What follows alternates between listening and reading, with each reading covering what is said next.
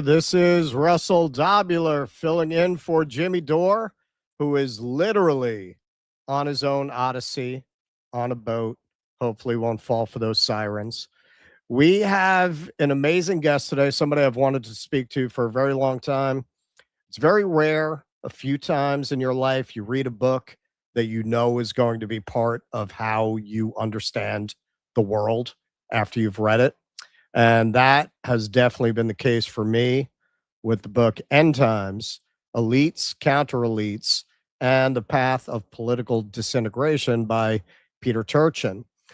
Peter Turchin is a Russian-American complexity scientist and a founding figure of cliodynamics, an interdisciplinary field that uses mathematical modeling and historical data to analyze societal dynamics.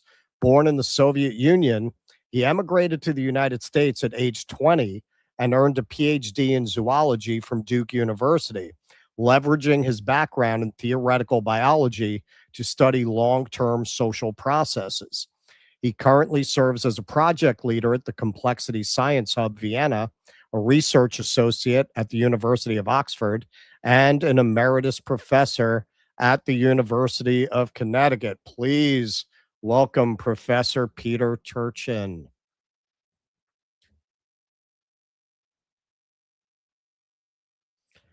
Hello, Professor. How are you? I'm good, thank you. It's amazing to speak to you. After I read your book, I started referencing it all the time. Probably my audience got a little sick of it, but some of them went out and read your book, and a lot of them were already fans. So to give people who might be watching an idea of your work, in 2010, you wrote an article predicting that beginning around 2020, the U.S. would face increasing social and political instability. You did this by applying the system of historical analysis you call cliodynamics. For people who are not familiar with it, what is cliodynamics and how did that allow you to make that prediction?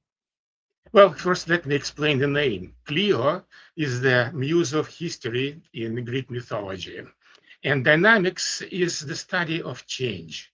So cliodynamics is simply to study the historical dynamics, how nations grow and decline, how populations increase and collapse, perhaps, how religions spread or wither. So these all are dynamical things that we would like to understand. We want to understand the causes of them. And that's what cliodynamics is about. Now, cliodynamics is not history. History is a wonderful discipline. I have all respect for historians who train very hard to collect the data. But historians have not been doing such a good job explaining why things happen in history. And every different historian has their own ideas. And so, for example, for the collapse of the Roman Empire, you have about 240 theories. Right, now in science, obviously you do want to advance theories, but then you want to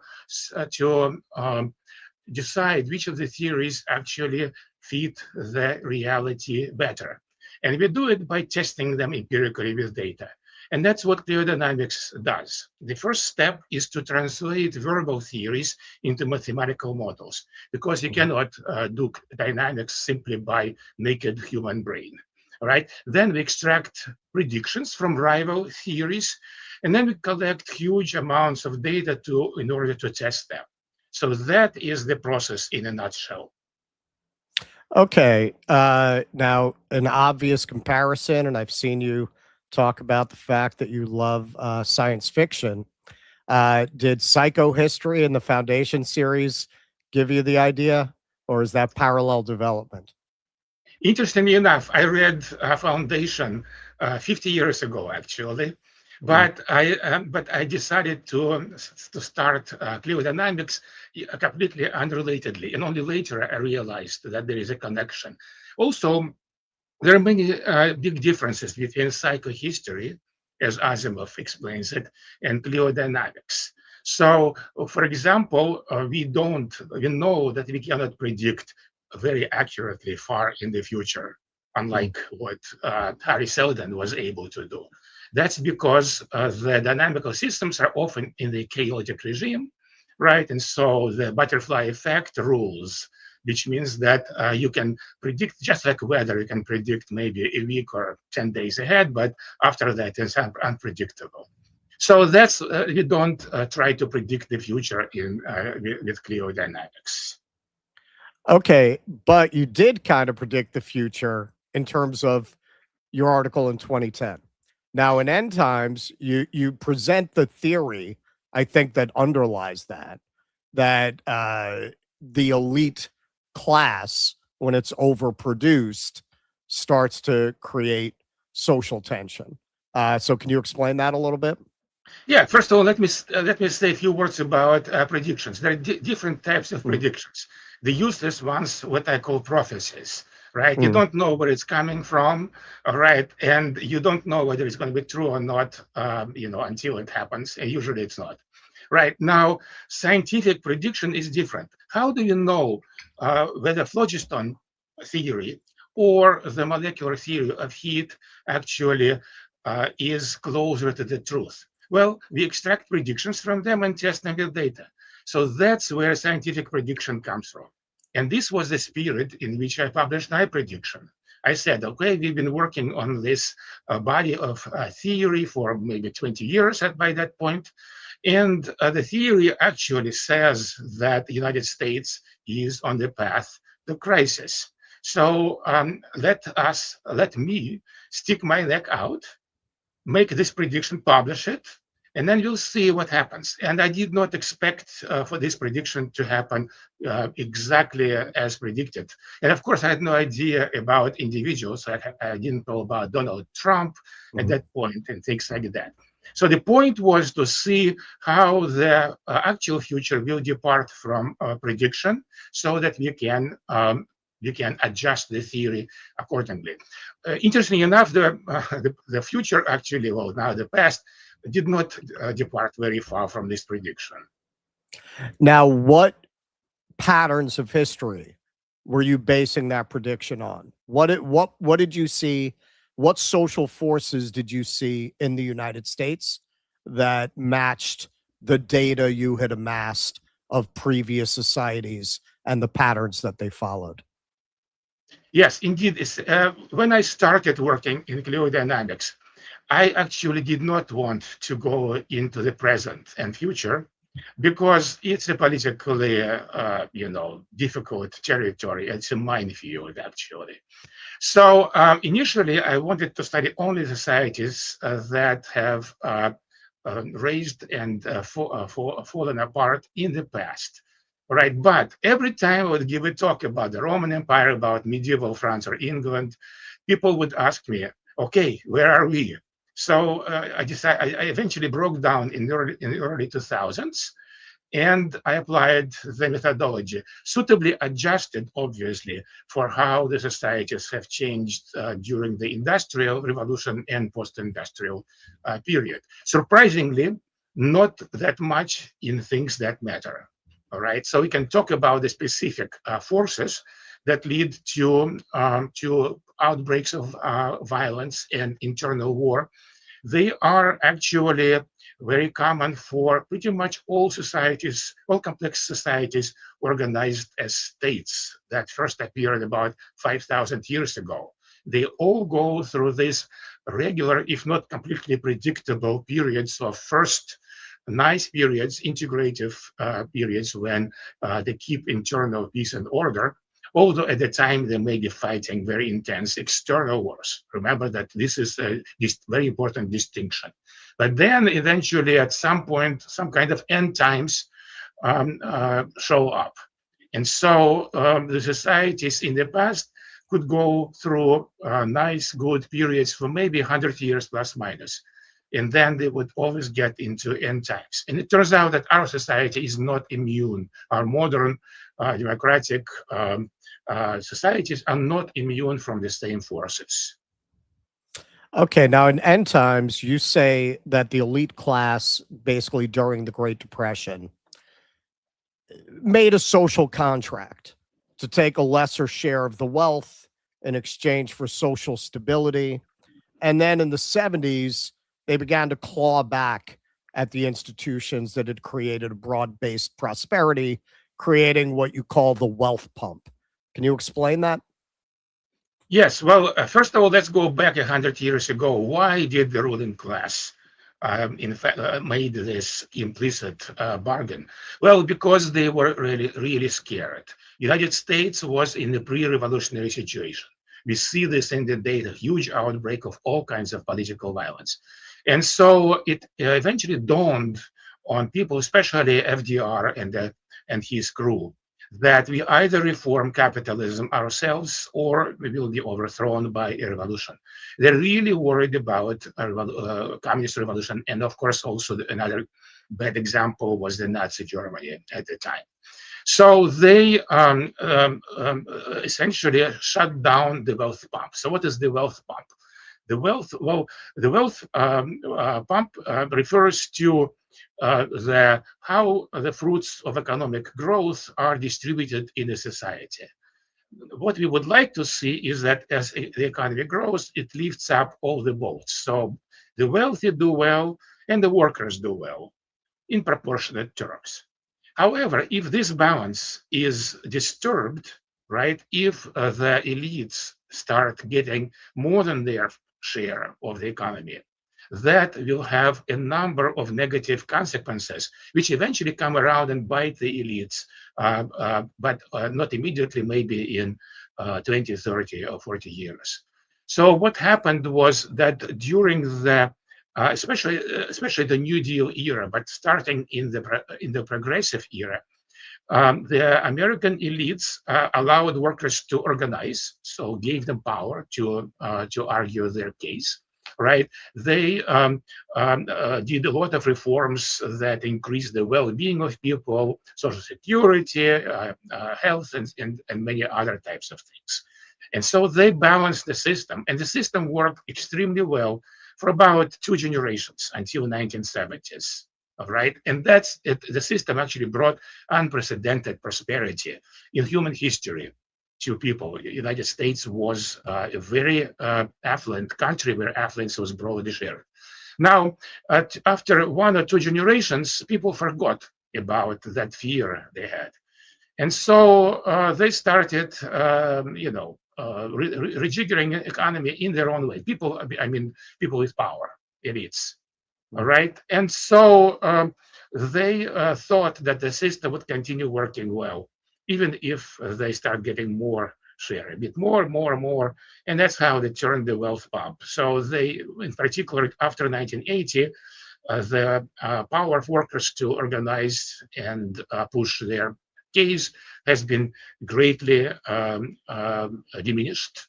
And there were many other mechanisms. It was a complex mechanism, moving the jobs overseas where the labor is cheaper, increasing massive immigration from overseas, and taking the power of workers to organize. All those contributed together to the share of economic growth going to the workers started to decline, in fact. Okay, so now this leads to a condition that you call popular immiseration, where the population in general is destitute and in a state of desperation.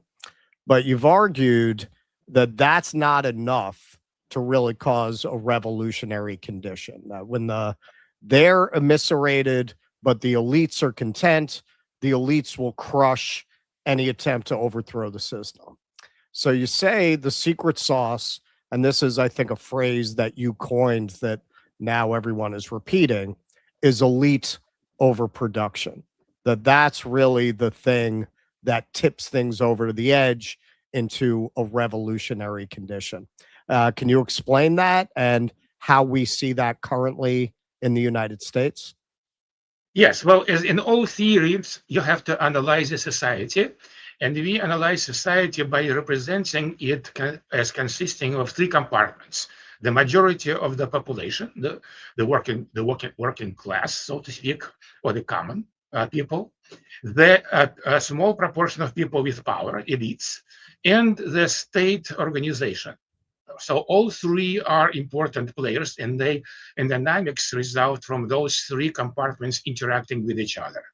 Now, as you said, if the elites are unified and the state is strong, then popular immiseration can lead to hopeless and maybe even bloody rebellions. So think like Wat Tyler rebellion in England or La Jacquerie in France, they were all easily suppressed. And this is not different today. If just people start, rising up, we've got the state in its huge power. Just look at all those armored cops, the equivalent of the armored knights of the 14th century. So any kinds of such unorganized popular outbreaks of violence will be fairly easily suppressed. Now, this is where elites come from, because elites are the key people who actually direct that power in a variety of ways, including military power, but more importantly today, economic power, ideological power, and also organizational or political power. Now, in the past, it was only when the elites started to be driven by these differences and started to create different parties that increasingly used violence against each other. That's when the things start to unravel. And also, usually by this point, because of a variety of factors I'm happy to go into, the state becomes quite weakened. It typically loses its fiscal health and also legitimacy. So that's when the violence, intra-elite violence, escalates. That there is no other ways, no other breaks to keep the situation under control.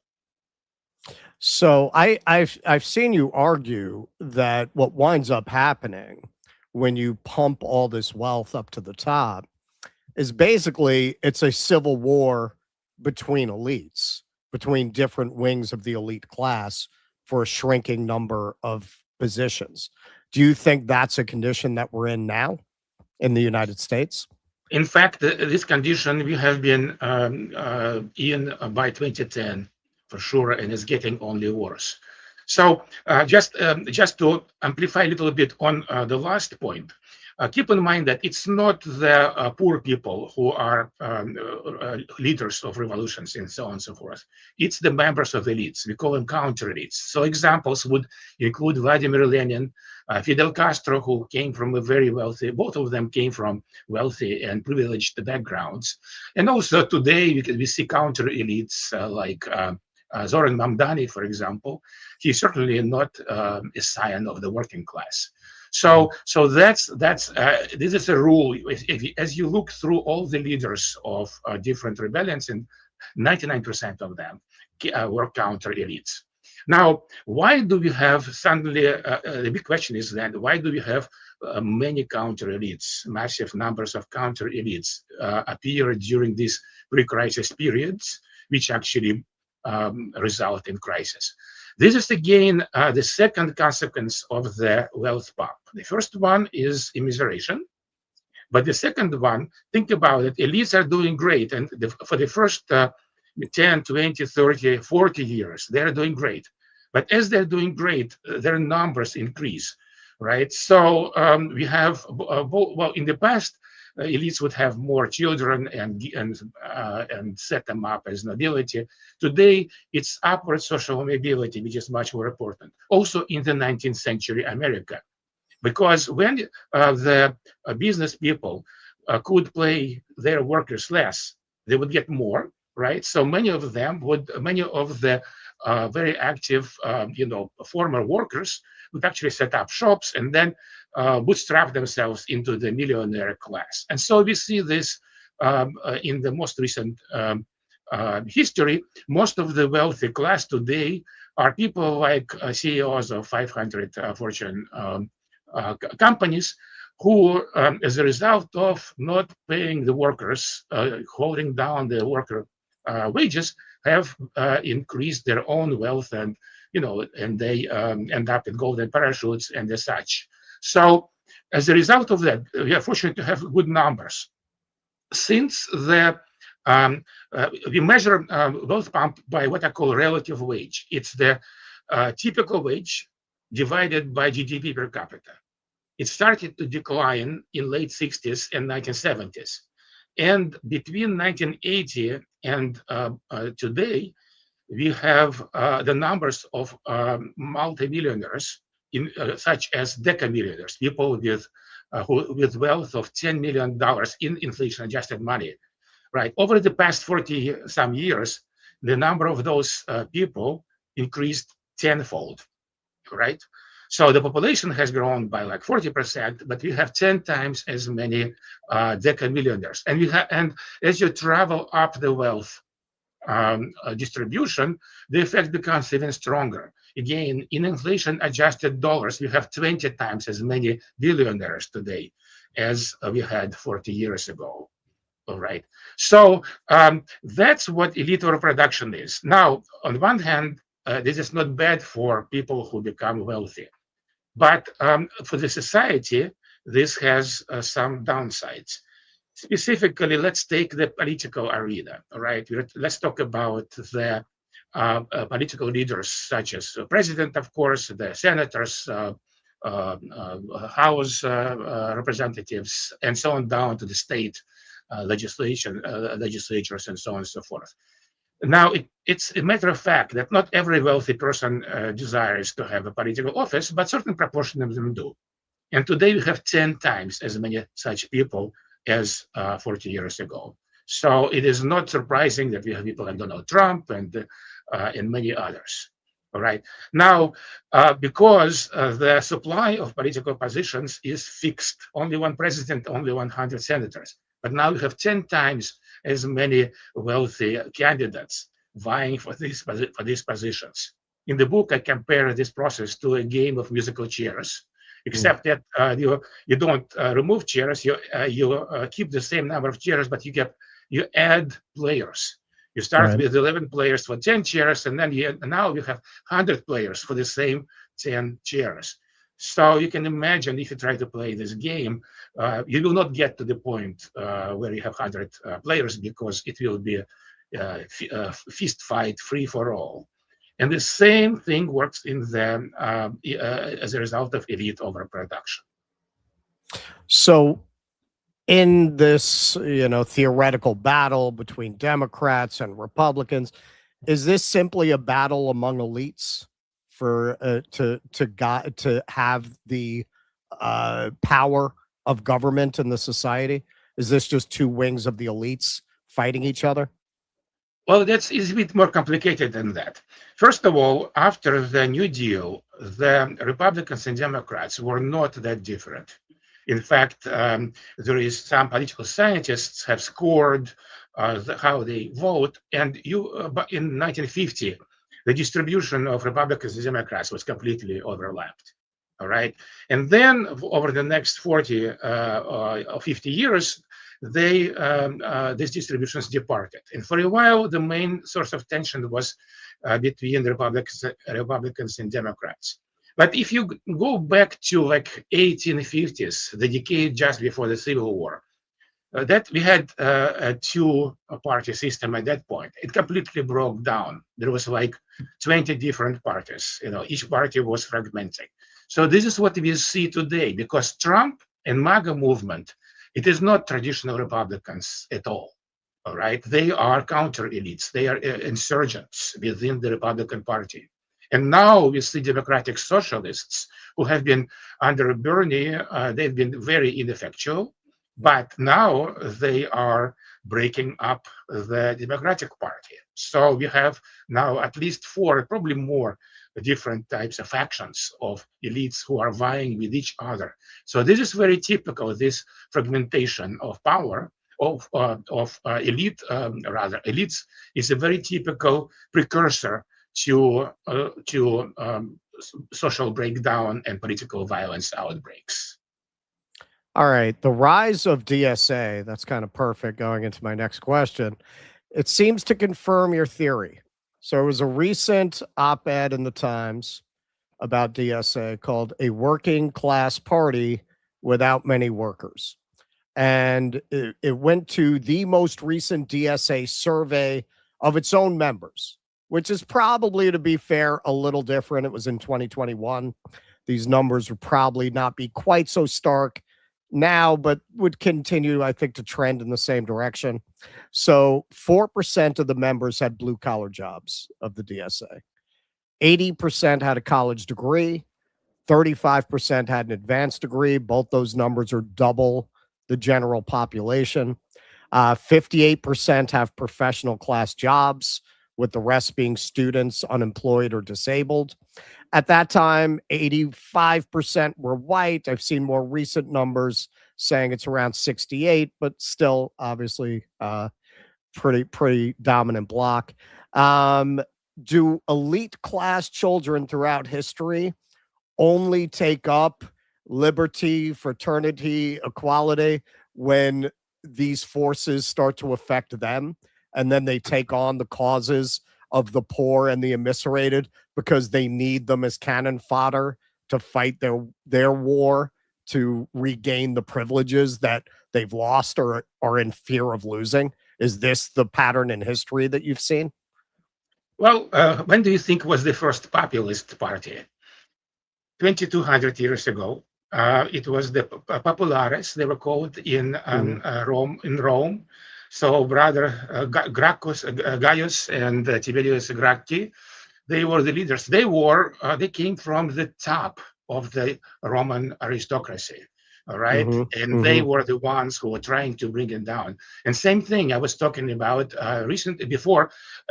When we look at the revolutionary leaders, they come from the elites. They're part and parcel of that.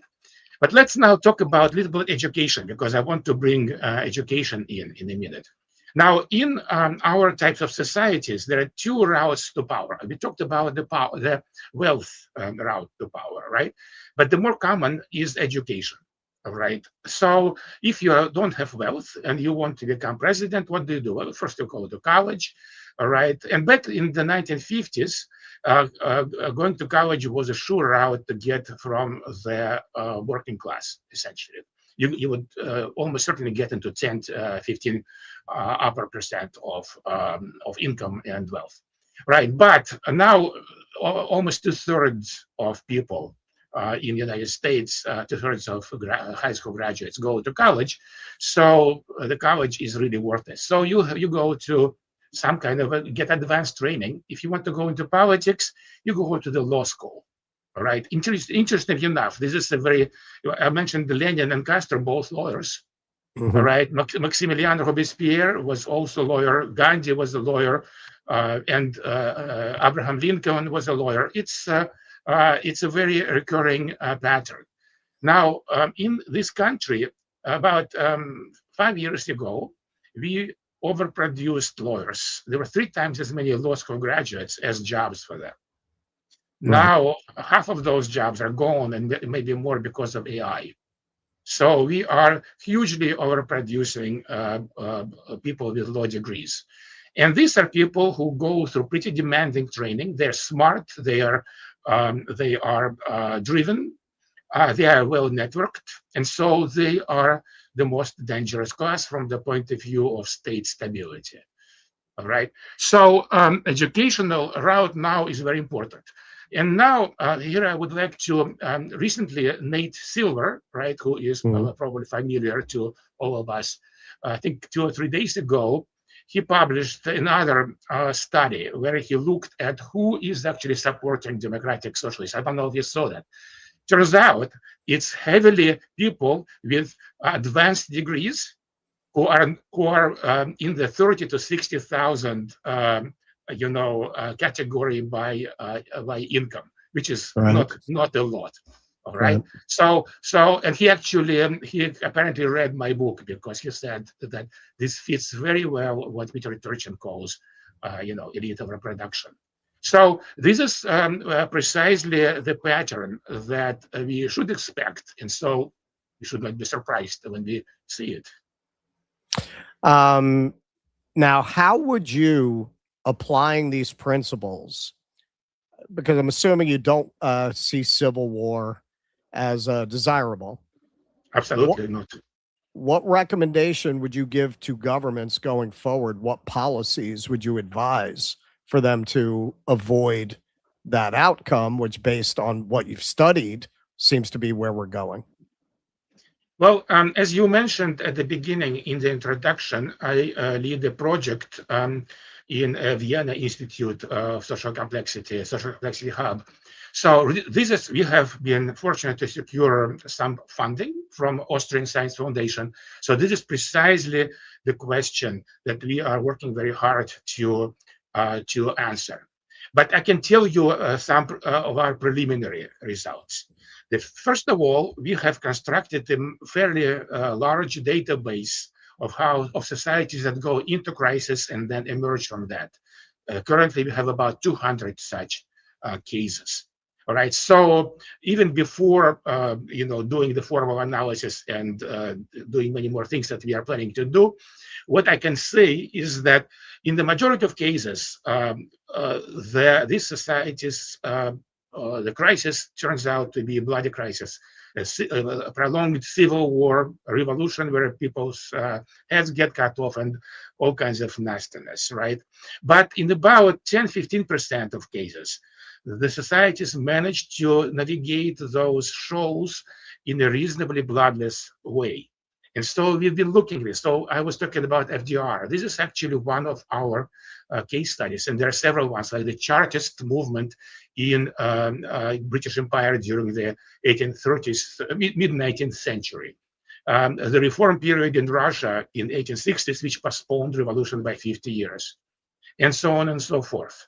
All right. So what seems to be the secret sauce, right, that helps it? It's essentially the critical thing is the wealth pump. You have to shut down the wealth pump. Now, keep in mind that this is actually a very painful thing to do for the elites.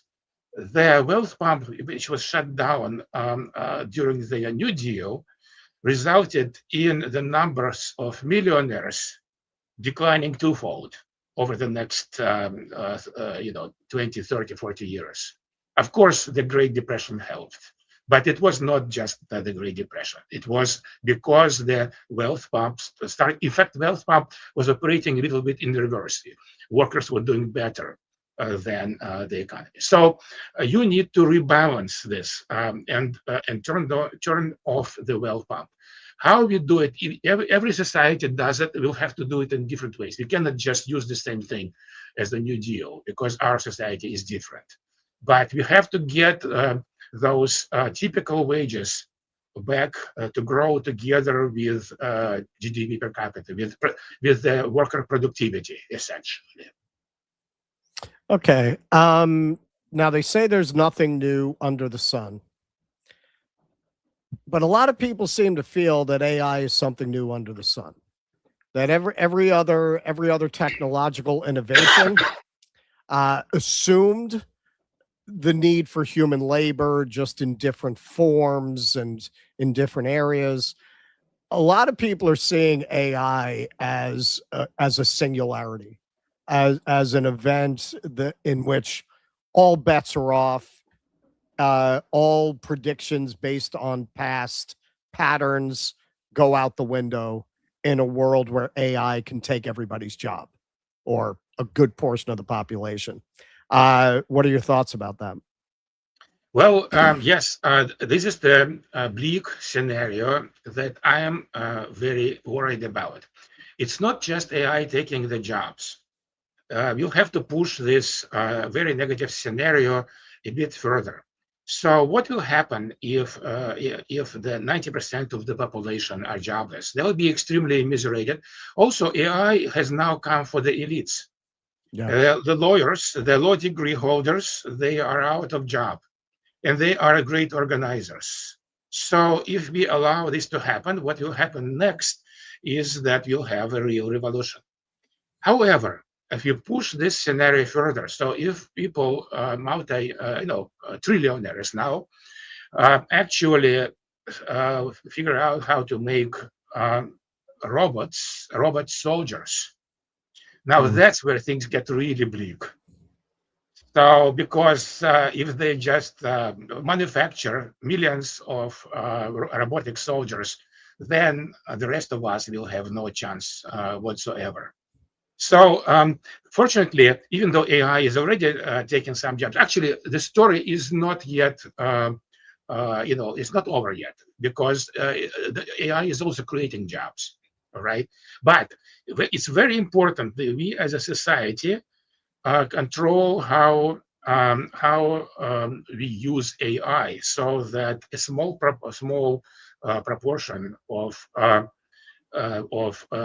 selfish elites doesn't just grab all of its fruits to itself. There was a recent letter by a bunch of economists who they did not propose any solutions, but they actually suggested that we really should start thinking about those solutions. So think about the worst scenario is AI-driven robotic armies. That is that will be in science fiction, which I love to read. There are bleak futures of this kind, and let's not go that road.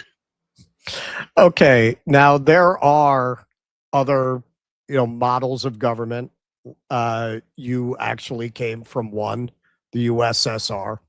Would you apply these principles to the collapse of the USSR? Do you see that as a result of an overproduction of elites? Yes, interestingly enough, that the pressure from overproduction of elites coupled now explosive combination is when we have counter elites and huge masses, immiserated masses who provide the raw power, and the third period when the state starts breaking down. Right. So this is the scenario which happened over and over again, hundreds of times in history, and we are in the beginning stages of a similar dynamic. All right. So remind me your question. Sorry, I got so. How would you say there was an overproduction of elites and this pattern in USSR. place in the collapse of the USSR? Absolutely. So the point I was going to is that, in fact, the specific arrangements, democracy, autocracy, aristocracy, and so on, they are not as important as whether the elites are unified and are not fighting amongst themselves. All right. So look at China, for example. China is actually, I don't know if you've been to China. I've been to China many times. I've been very recently. I came back in May. Yeah, I was there 3 times over the past 2 years, and the first time I was there in 2004. It's amazing how the country has changed, and it's also well-governed countries. We are told by our media that there is no freedom there, and it is actually, it's not a democracy, it's a true autocracy.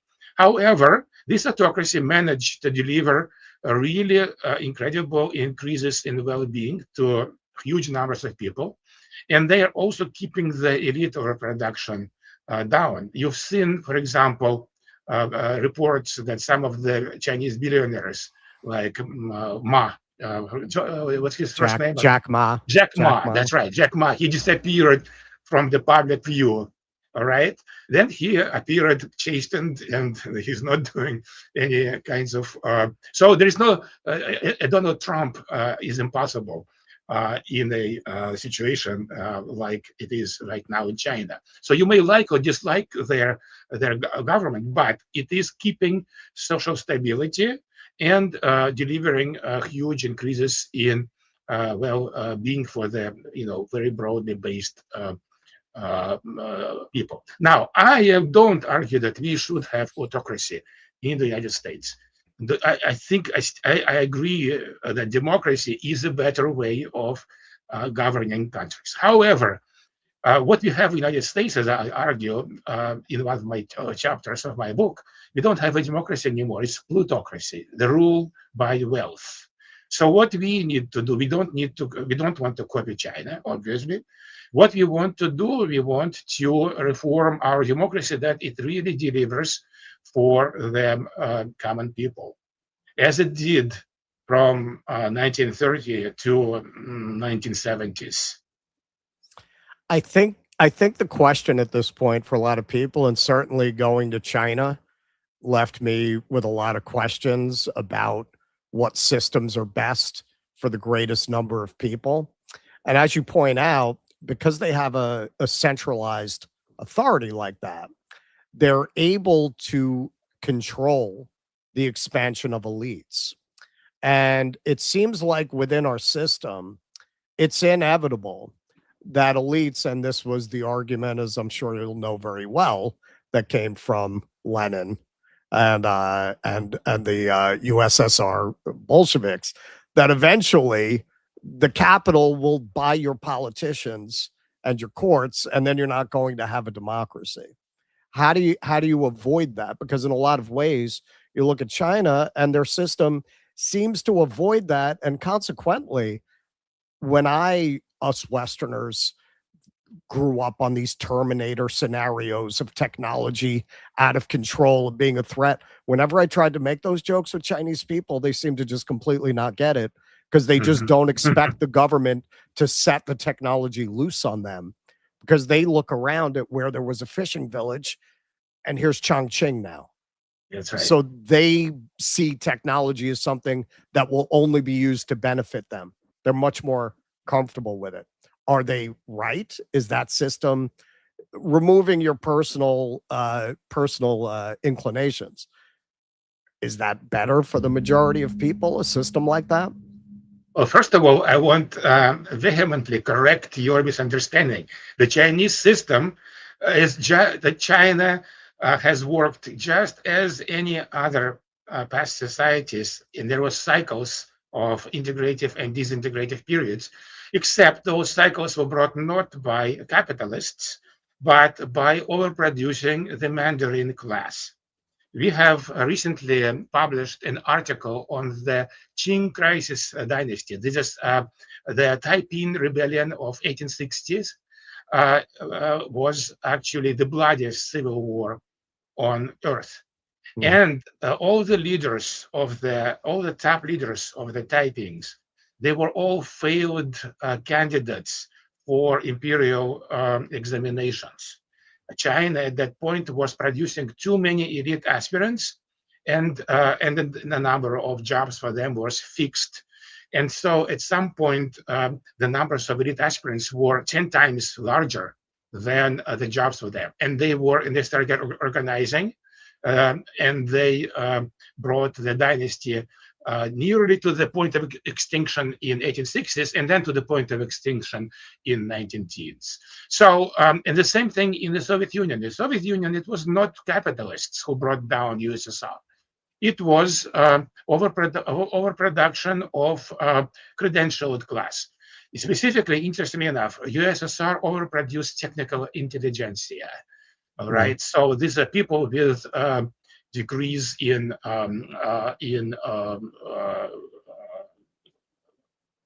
I'm blanking out, engineers basically. All right. Right. If you were to go to during the uprising led by Boris Yeltsin, if you were to go and see who was there, 75% of them were engineers, actually, or people of technical intelligentsia. So the point is this: at one theoretical level, all state-level societies are similar because they all have to have elites, people with power, and they all break down when you have too many aspirants for those elite positions. And that is the same today as in the Roman Empire. So we have a space age technology, but we are still using pretty much the same methods of governance as Romans, for example. Remember, Roman was a republic; it was not an autocracy. All right. So the key is in this balance between the positions and aspirants. Now, I think that in a democracy we can solve it because first of all, in two steps. First of all, by shutting down the wealth pump, we will decrease the push factor that makes people go into higher education. Believe me, I taught at a state university for 30 years. 95% of my students did not want knowledge. They just wanted to have a piece of paper with which they would compete for jobs, which is why you appreciate the remaining 5% so much. But so that would be shutting down the wealth pump will greatly diminish the push because people will have decent jobs without getting those credentials. And secondly, we will need to do something more creative. We'll need to bring the dream back in. So, people, you may like or dislike Elon Musk, but he dreams big. And having a space exploration of the planetary system would divert energies of many ambitious young people and many other, not the only ones. So it would have to be, my hope basically is I don't have a cut and dried recipe for you, but understanding the forces, which is what we do, will help us to engineer responses that will harness these forces. Take all those bright, energetic young people and give them something positive to do rather than fight for power. Well, you mentioned Elon Musk. I went to in Chicago, I think it's called the Museum of Industry. And industry and science. I can't remember exactly. It's pretty popular there. And you go through the space program section. And something that really struck me is you see all of these NASA developed rockets. And then as you get into modern times, it's Elon Musk. It's SpaceX. They have satellites from that. And you can see at that point how the center of gravity in society moves from collective effort and a sense of a society accomplishing this together to oligarchs like Elon Musk being the ones who, in very Ayn Rand fashion, bring the lights of Prometheus, right? Isn't that part of what you have to address to shut down the wealth pump? Don't you have to pull that power back to the people? Well, actually, Elon Musk did not create everything with his two own hands. What has shifted is that private enterprises are doing more than the government did, like NASA, which is what happens frequently in history, as initially technology is harnessed by the government because only government can have such a long-term view. All right, but eventually it goes to the private enterprises. Now, how many thousands of people work for Musk? Why are we forgetting them? I mean, they are extremely important. All right, so I mean, Musk is a genius. There's I don't think that anybody can argue against it, right? But he is his genius is in organizing and having vision. 99.999% of the work gets done by actual other people. And now, of course, but the real danger, where I agree with you, is that amongst the Silicon Valley billionaires, the ideas of Ayn Rand are extremely popular. It's probably natural if you become a very exceptional person, right? It is human to think that you have accomplished it all on your own, right?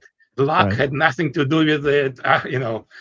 Being in a country, United States, which has a rule of law, where the government actually funded Musk very substantially. Yes. All right.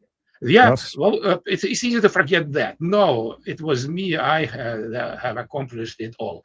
So that type of hubris is natural to expect, and it is our job to bring them down to earth a little bit, and not to allow them to do destructive things. Okay, Professor Turchin, it has been amazing to speak with you. Really, your book is one of those seminal works that I think a lot of people, it's become part of their toolkit.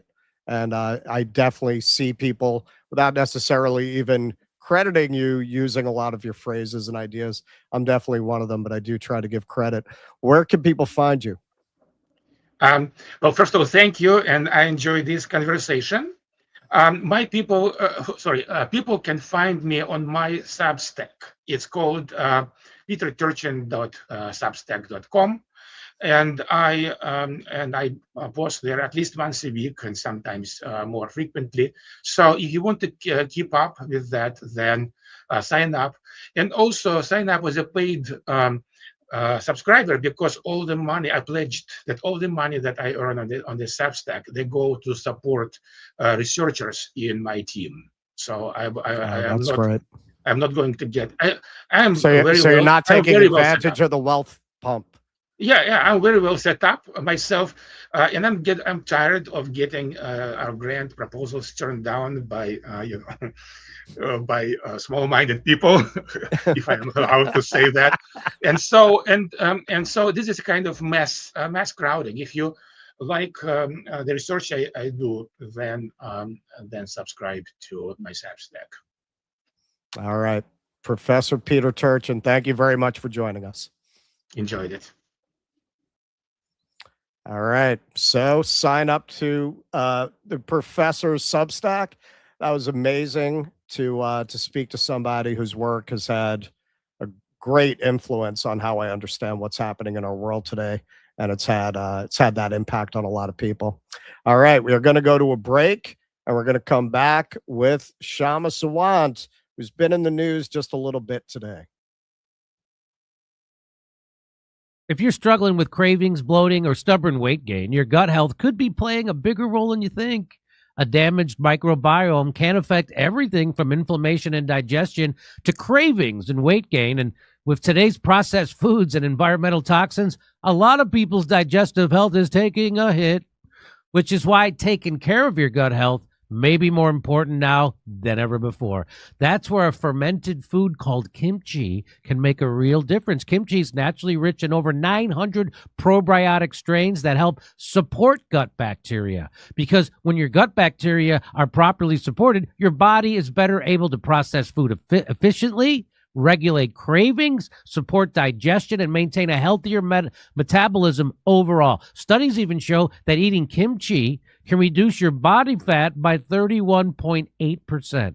But supporting your gut microbiome takes consistency, and most people aren't eating kimchi every day because of the taste, smell, or the hassle that comes with it. That's why I don't eat it. But I do take, guess what? Kimchi One. That's why Brightcore created Kimchi One, delivering the benefits of fermented kimchi in a convenient capsule form to help restore your gut's natural balance every day. Because when your body is functioning properly from the inside out, everything else becomes easier. Today, you can get an exclusive offer by clicking the link below for 25% off your entire order. Or for an even better deal, call my friends at Brightcore for up to 50% off your order or free shipping. Call them now at 888-253-0418.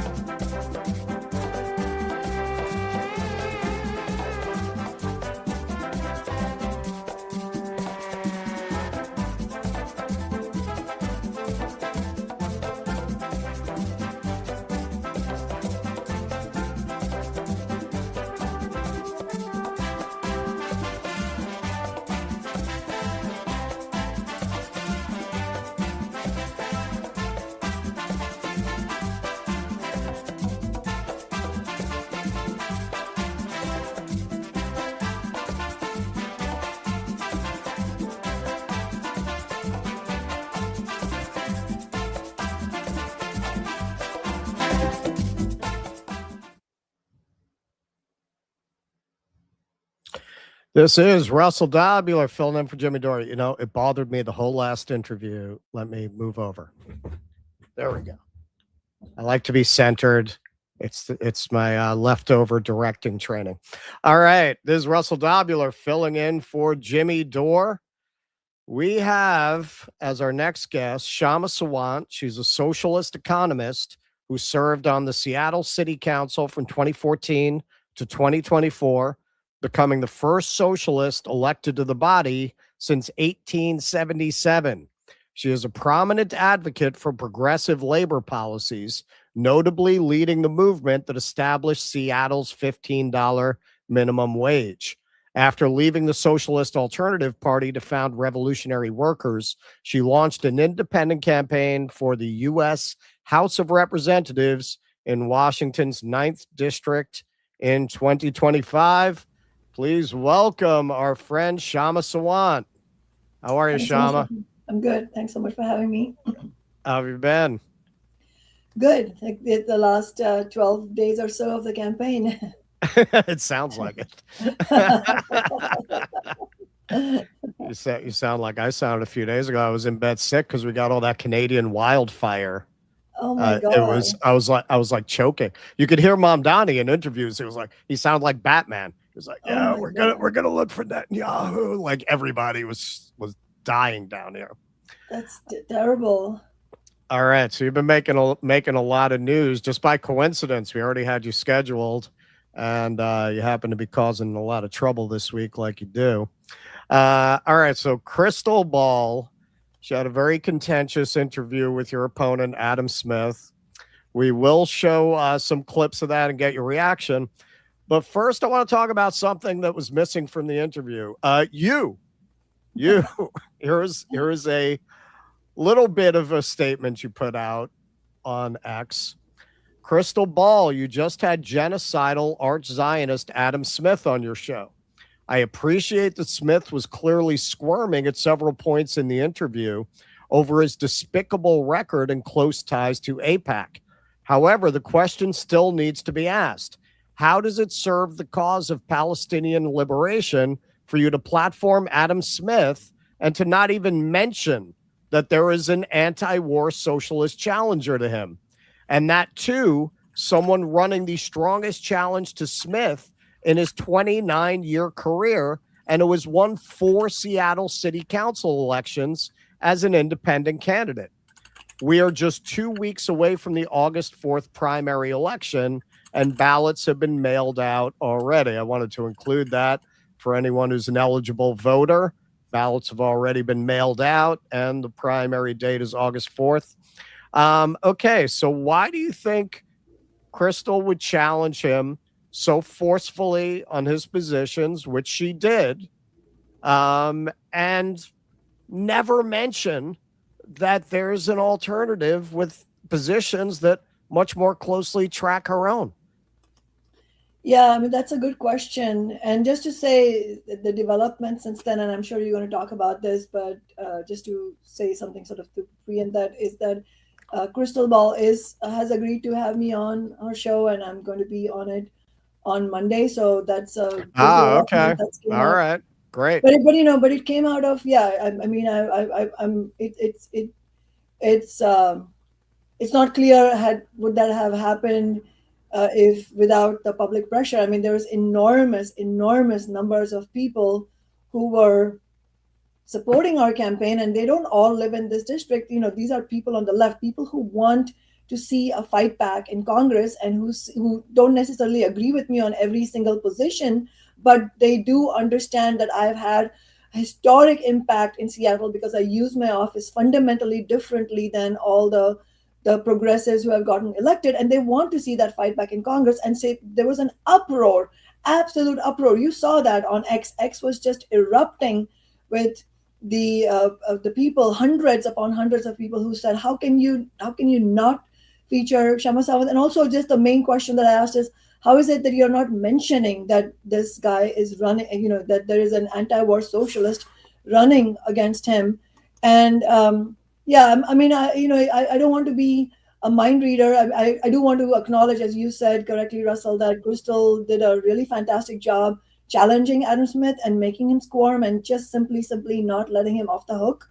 And at the same time, I think there's this idea that uh, tough interviews or giving tough questions to these Zionists and warmongers is that's as far as we want to go. Ultimately, we just want to push them to the left. That is actually a very, I'm not ascribing it to anybody on Breaking Point, they can speak for themselves, but I'm just saying that in general, usually this type of silencing comes from that standpoint.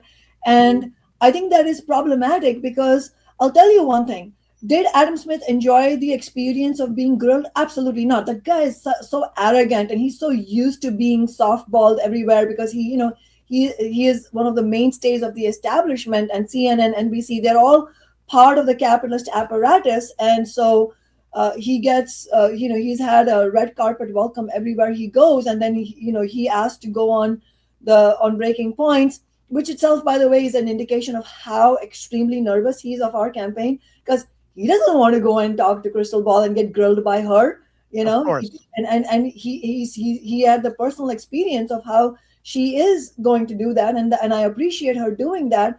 But I also want to say, just from a sober assessment standpoint, that did Adam Smith like the experience? No. But is simply grilling him in interviews going to dislodge the Zionist agenda? No, absolutely not. You've got to defeat these people. You've got to actually bring them concrete challenge.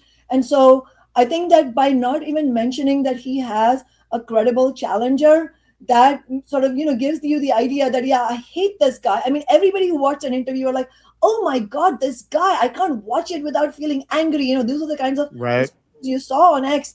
But then what are you left at the end of the day? At the end of the day, you're left with a feeling that I hate this guy with every fiber of my being, but what can I do? He's going to win the re-election. Instead of saying, oh my God, this person, this anti-war socialist who has won all her elections in the city council is running against this guy. Our campaign is incredibly popular on the ground, and there's an actual shot here. Let's really build that potential by having her on. That should be the approach of people on the left, and I'm glad they're having me on. But my point is that is the approach we need, rather than what Ryan Grimm said, which is that, she has no chance of winning, so I'm not going to platform her. Well, you know what? Let me pull that up. So this is what Ryan Grimm said. I told her campaign to show me some polling or any evidence at all, anything, showing that she wasn't going to get blown out by 50 points. She has raised like 400,000, I'm told, and you can do a poll for a few thousand. The refusal to do what all other candidates do to demonstrate that their campaign is remotely serious, and apparently that's not true in congressional races, that they contract polling, is unusual, but I don't want to be responsible for people sending hard-earned money to a campaign that loses by 50 points, or just show some polling that shows she can make the top two plausibly. I'm not asking for much. Now, to your point of how overwhelming the pressure was on them, our friend Nick Cruz responded, okay, why did you guys interview Zoran and many of these other progressive Democrats when they were down big in the beginning? Zoran at one point was only polling 1%. Why interview any underdog ever based on this logic? A journalist's job is not to be a gatekeeper, but to inform people on what options they have. And another response also in that direction, you covered Marianne Williamson, Dean Phillips, and Sakat, and they all lost by damn near 50 points. Kshama Sawant's local name recognition, multiple wins in city council, fundraising, and track record should be enough to make her serious. And then Ryan starts to climb down here, but he also claimed that nobody reached out for an interview. But once he saw that that you had gotten the endorsement from the stranger, he said, well, that's something. And I guess finally they went with that.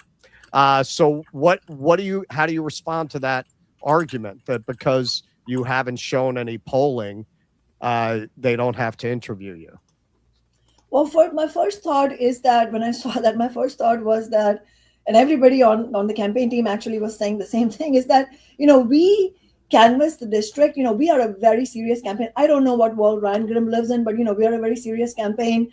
We have talked to tens of thousands of people in the district. and we have raised nearly $700,000. Can you believe it, Russell? We have raised. That's amazing. It's amazing. An independent campaign, that's almost unheard of. Yes, exactly. It's an independent campaign. It's an openly socialist campaign.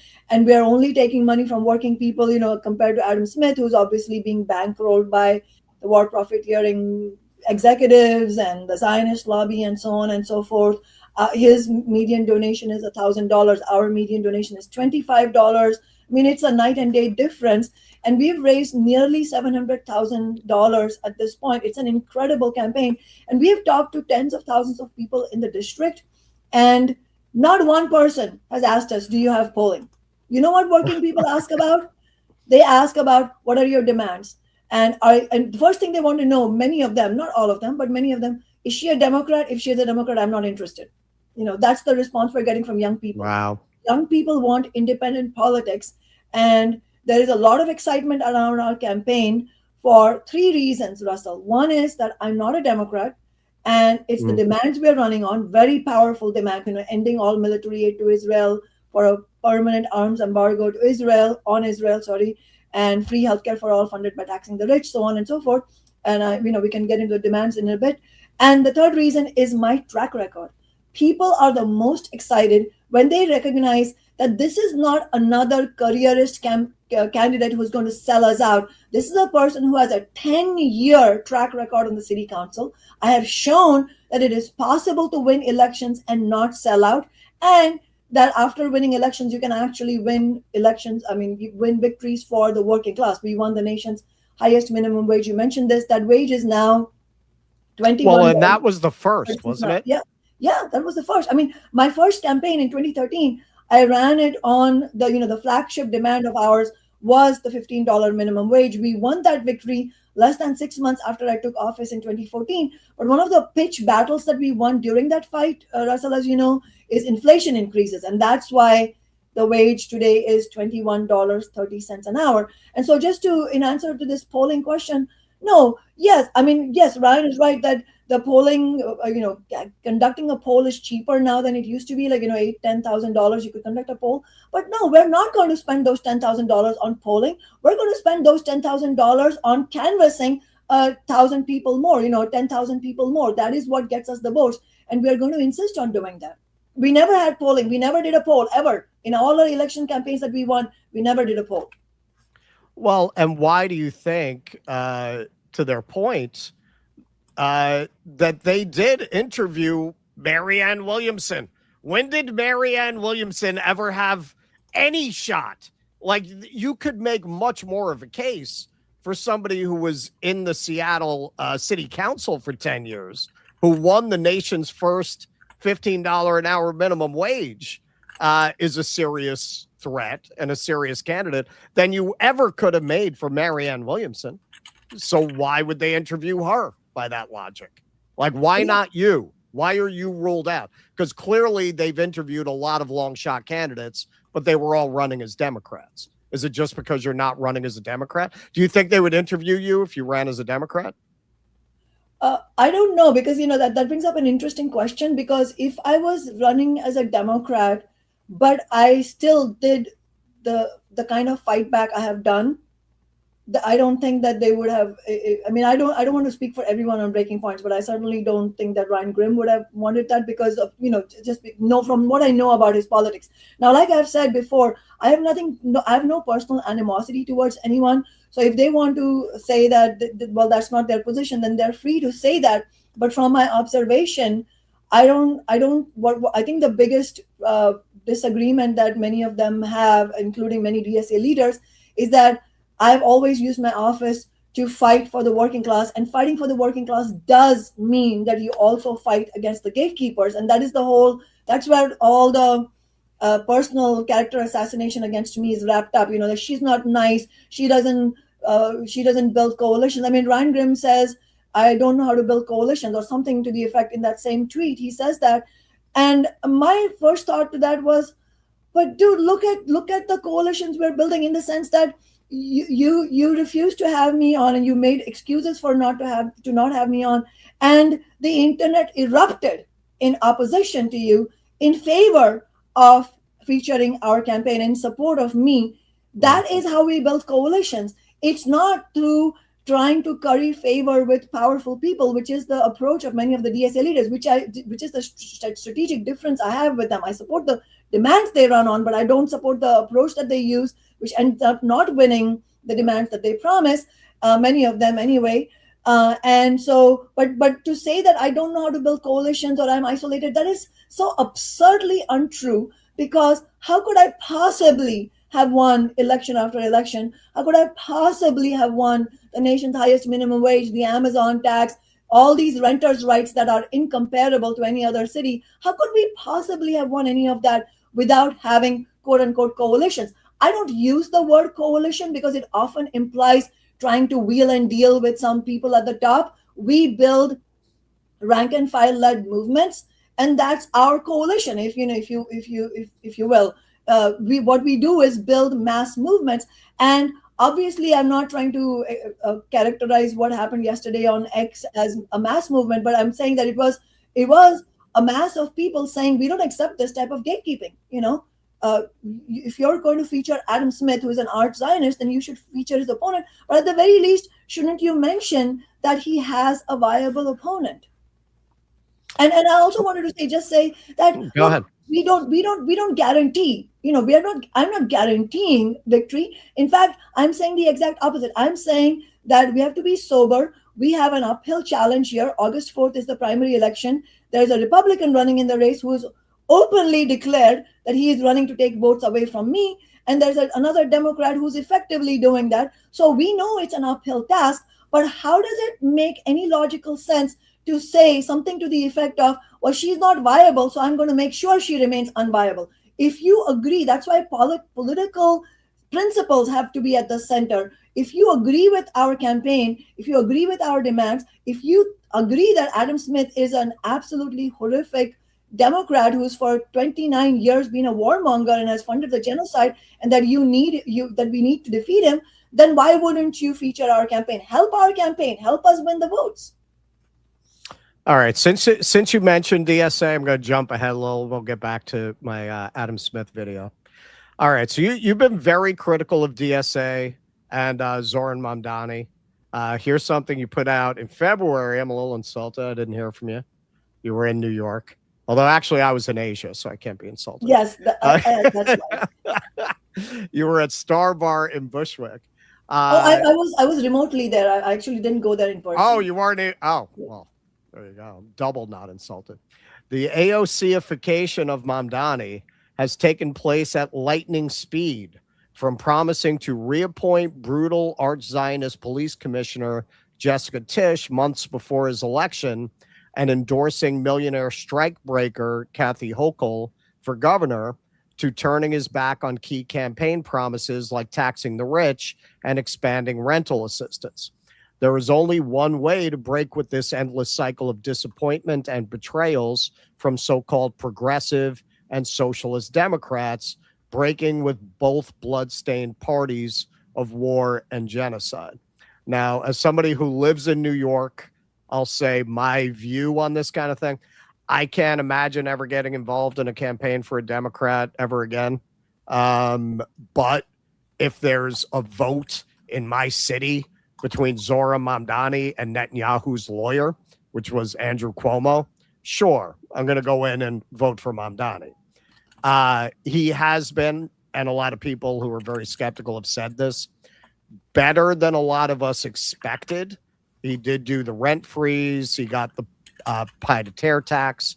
I saw one commentator, I think he went on, I think it was on Bree's show, who said about the Tisch thing, well, you know, probably the reason that he did this, and this isn't a justification, but it's probably the reason I think it probably is the reason. He doesn't want to fire Tisch, and then if crime goes up, he takes the blame. And he would rather have her there than not there in a keep your enemies closer kind of thing. Now, this is very rough and tumble politics. You got to be nice to Hochul because she controls the state budget. Donald Trump is famously vindictive. You were very critical of him going to meet with him. You say he should instead be organizing a protest. we know that Trump is the kind of guy who'll just cut your federal aid. He doesn't really care very much about the laws or niceties. Is a lot of what you've criticized Mamdani for some of the realities of office? And do you credit any of what he's done as being good for workers, like a rent freeze? I mean, I live in Harlem. There are a lot of people around here for whom that makes the difference between groceries and not groceries. So what are your thoughts about that? Yeah, I mean, just first of all, absolutely, I support the rent freeze. And, my fellow revolutionary socialists and I, we have a completely non-sectarian approach, meaning, and I want to define sectarianism because it's widely misunderstood. Sectarianism doesn't mean that you have a critique of some other people on the left. That's not what sectarianism means. That's how I am called a sectarian, but that's not what sectarianism means. It's my obligation to speak truthfully about what I think should be done. If I'm wrong, then people can say I'm wrong and they disagree with me.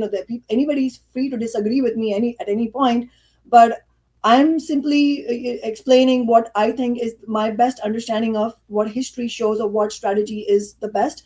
But we are completely non-sectarian, meaning we always keep the interests of the working class at the center. And if something is good for the working class, then we are absolutely going to push for it and also, laud it as something positive, even if it was somebody with whom we have some disagreements, So absolutely, I always supported rent freeze. I mean, my whole record on the city council in Seattle has been that, as I said, we have won unparalleled renters' rights. I mean, absolutely unparalleled. And so, of course, I support the rent freeze.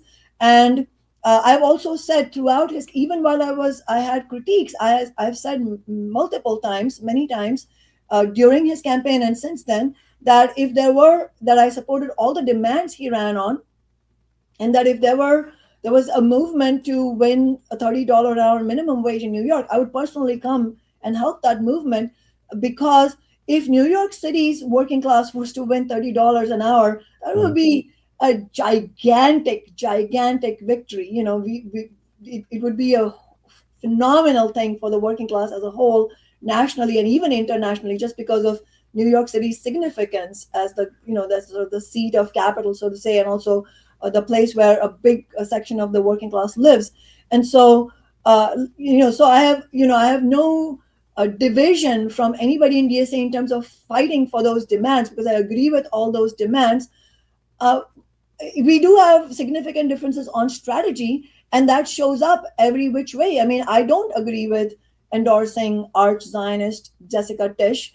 And I don't disagree with what you were saying, Russell, that, it's not straightforward at all. If you run for mayor, and I wouldn't run for mayor because, I don't want to be managing or governing the capitalist system. That's also a fundamental difference. It's a fundamental difference between someone who is, who wants to reform capitalism and somebody who's a revolutionary, clearly, but also has, not coincidentally, has a huge track record of winning reforms, as we do.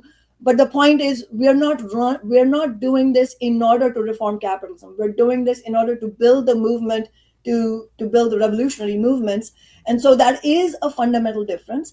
And so in a sense, it's almost like, well, if you're going to run for mayor, then you're probably going to end up making those deals. But I fundamentally don't agree with that. But even there, I would say that if Mamdani wanted to build mass movements around these issues, he could have, and that's also a big difference in strategy, which also I think which flows from the fundamental theoretical differences. Also, it's not disconnected from that.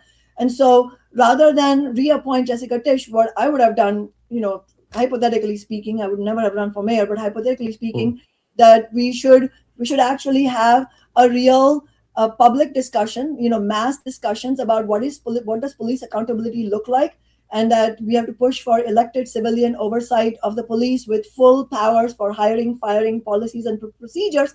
And through that, we should select the leadership. Now, would that create absolutely enormous upheaval in the city? Of course it would. But that is the kind of upheaval you want, or at least I want, because I'm not looking to govern the capitalist state. My job is to disrupt politics as usual. Another question about Hochul.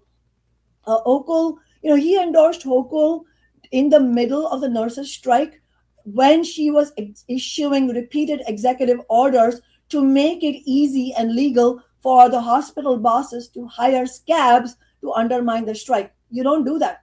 I'm sorry. My opinion as a socialist, you don't do that. You don't break strikes and you don't endorse strike breakers. It's as simple as that.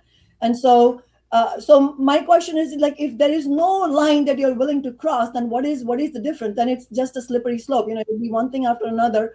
And so I think we have to reframe the whole debate. And so when you say, well, he needs to be nice to Hochul, that stems from this idea that, well, the way we are going to get anything is by making sure that the people who are at the top, our people who are elected at the top, keep cordial relations with other people at the top. Well, I just don't subscribe to that framing in the first place. I don't subscribe to that in the first place. I think you need a real fight back against people like Hochul. And the way you do that is, obviously you don't want to be isolated, but the way you do that is by building mass pressure along with you. I mean, just to quote one thing as a counter to provide a counter framing is this guy who was the main corporate landlord lobbyist when I was on the city council. He retired around the same time that I left City Hall, and he publicly stated that that he and the other corporate lobbyists, landlord lobbyists, would talk to the Democrats in the privacy of their offices. All the discussions would go well, and then they would come on to the dais in chambers, and then everything would go south. In his words, and he said that was because of, his quote was, Sawant's army. So what he noted, and correctly so, sometimes your political enemies give you the best compliments.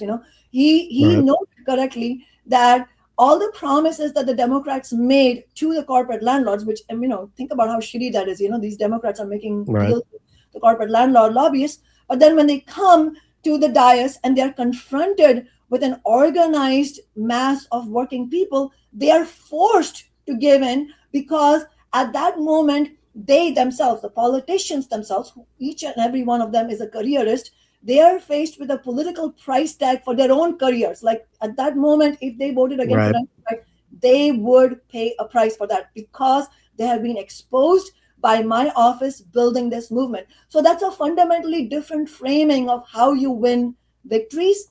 And my contention from my read of history and also from my experience in City Hall is that you can win far, far more magnitude of victories, bigger magnitude of victories, orders of magnitude higher victories, if you use this type of fighting approach rather than the more, like, let's be friends with everyone at the top approach. And so, yeah, specifically on rent freeze, yeah, of course I support rent freeze, but let's be real.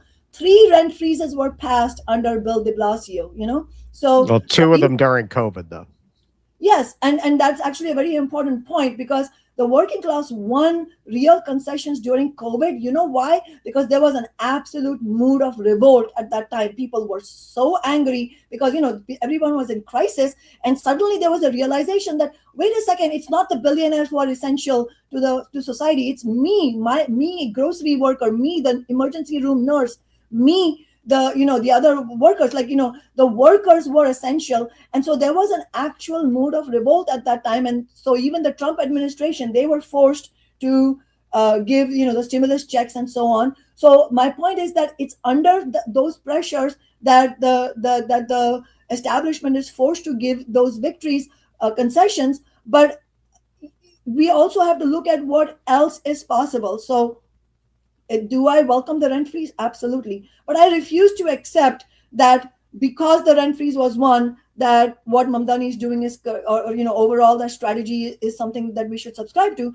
Because the truth is that at the same time that the rent freeze has been won, rents are going up for the vast majority of the homes, rental homes, because rent freeze applies to about 1 million apartments or so. Sure. So that's a fraction of that's all of the rent apartments. stabilized. All right. Yeah, But you and also. sorry, just and all right, go ahead. And at the same time, there's a New York City Public Housing Authority devastation of housing that's happening on a massive Oh, scale. you're talking about the public housing where there's Yes, NYCHA housing. what is that, $8 billion deficit on repairs? Yeah. It's huge, but what they are doing is privatizing and then demolishing. Basically, it's going to be gone. That's the history of privatizing public housing. And it's not something Mamdani started. But my point is that if you use the approach I use, then you would absolutely fight against all of that rather than limiting yourself to these small things. All right. So now you do say that the responsibilities of an executive are different. And it seems like, and I don't want to put words in your mouth, you feel that being in Congress is more complementary with your basic orientation as an activist and an agitator than being a mayor, which is an executive position would be. I want to ask you this kind of second part of the question before we move off this, get to the Adam Smith interview. I have been arguing to people, and you tell me if you feel that I'm wrong, whether you like it or don't like it, in the minds of the public who are not even aware of the internal conversations that happen among different shades of leftists about economic theory and approach, in the minds of the public, Mamdani is the most visible avatar of the ideas of the left in existence. And if you are a more radical leftist, shouldn't you want him to succeed in order to be able to approach a public that has a more positive attitude towards leftism so that they'll be open to your agenda? Whereas if he goes down, isn't that going to make it even harder for people who have further left ideas? Isn't that going to make it much easier for the reactionaries to go, as they're salivating to do? See, I mean, especially being from New York, every mayoral election, they bring up Fear City. It's going to be 1977 if you elect this person. They're dying to be able to do that with Mamdani so nobody like him ever gets in office again. So what are your thoughts about that? Yeah, that's an important question. We strongly oppose the Wall Street types and the right-wing attacks on Mamdani. And as you said, they surely will come during the re-election time and all of that. And in fact, that would be very, very contrary to what the Democrats did when I was facing a recall attempt against me in 2021 by Trump supporting billionaire landlords. Not a single Democrat supported me. Not a single one. And I see a lot of the media asking me if I support this, but nobody has asked them, why didn't you support it?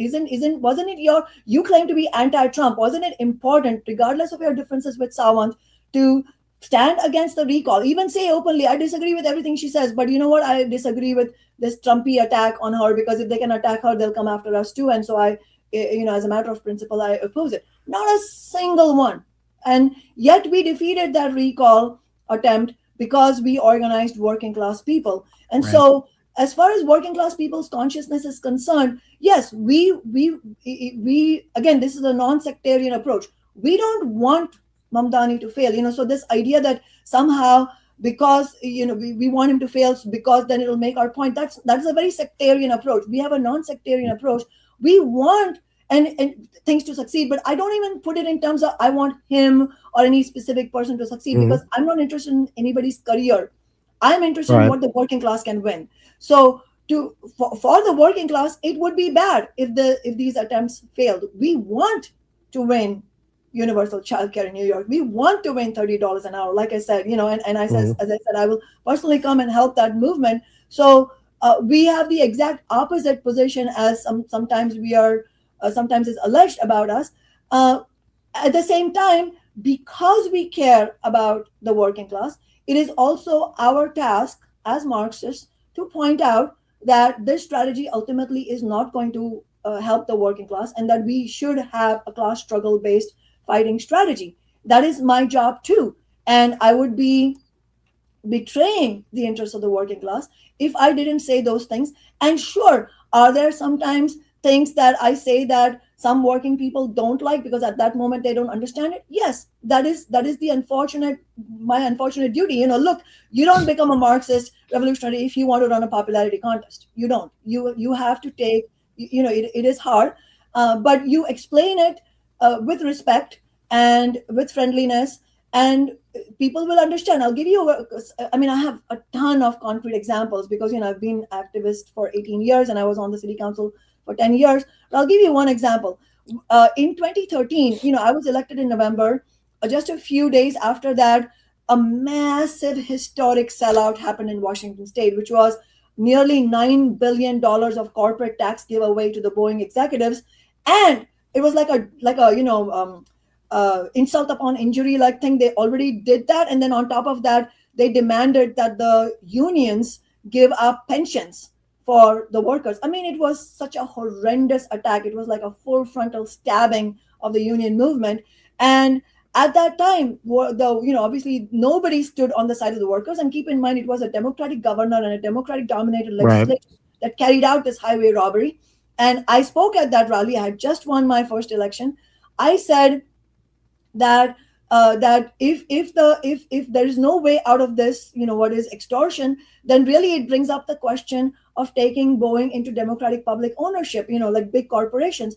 And at that time, many working people were angry at me. Since then, so many have come up to me and said, well, I know we're a long way off from taking the companies into democratic public ownership, but I'm starting to see the logic of it. I'm starting to see the race to the bottom of this. So that's going to happen all the time when you say some things and then people may not agree. But at the same time, I can also tell you a lot of people who are supporting us also support Mamdani. And they understand we have some differences in strategy, but they, like me, understand that all of this is showing that the working class of America is refusing to accept anymore the status quo. I mean, there's a huge anger against the cost of living crisis, against the forever wars, the imperialist wars, against the genocide in Gaza. In fact, the victories of the DSA candidates in the primaries in New York City and in Colorado, they are a huge repudiation of the Zionist agenda and of the billionaire class.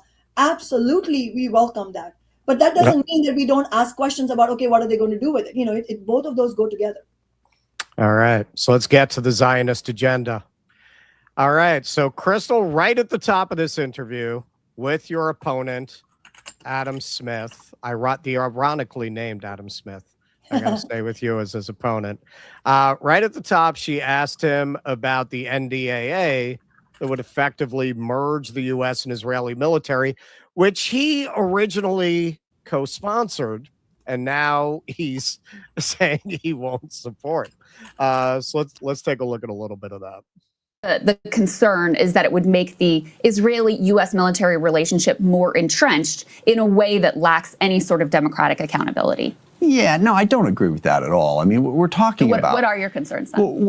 Sorry, two different questions here. Yeah. My concern is I don't support the Netanyahu government, and I certainly don't support what Ben-Gvir and Smotrich are doing. And that's been, I think, the real challenge for me is Israel has a right to exist. Israel is threatened profoundly by Hamas, Hezbollah, Iran. So how do we help them defend themselves? Well, at the same time, they've got a government that's frankly out of control, particularly in the West Bank.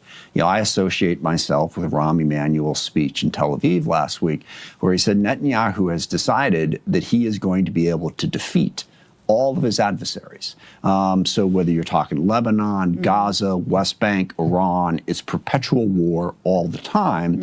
And then with Smotrich and Ben-Gvir, you've got people who really do want to drive all of the Palestinians out of Gaza and the West Bank, and they're in the government, okay? So the basic idea of the program when it was first presented to me, like I said, it's co-development programs and like a missile defense, something we could definitely learn from Israel on. And it's a program. You can decide whether or not to do co-development programs. And by the way, if we decide in Congress that we don't like that program, we can vote it down. It's not outside of the democratic process.